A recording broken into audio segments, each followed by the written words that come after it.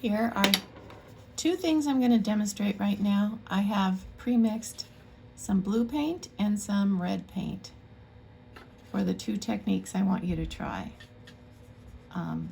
The blue you want to be like a number 5 value, and you want to paint as thin of a line as possible. So I'm keeping my pinky finger to balance my hand, and I'm letting my wrist sit right on the paper, and then I want just the very tip of my brush to touch the paper, and then I drag my hand back and try to keep the brush really steady with only the fine point at the end touching the paper, and drag it all the way down across to make a thin line.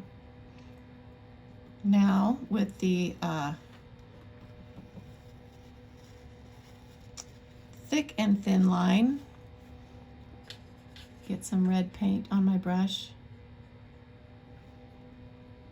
You want to try to, again, keep your hand really steady, hold the brush pointing down, let the brush plop down and get thick, and then pull it up to be thin, and then plop down to get thick again, and thin, and thick, and thin, and thick, and thin.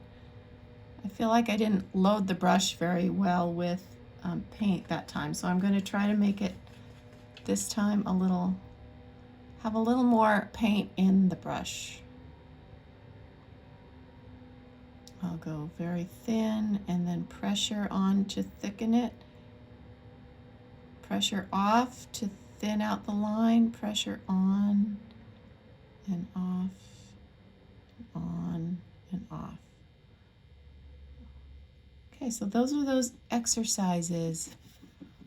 I'll use the red paint now to show you that last one with the swirly motion in this. Plop it down and twist and pull up. Plop it down and twist and pull up. That's the motion for that one.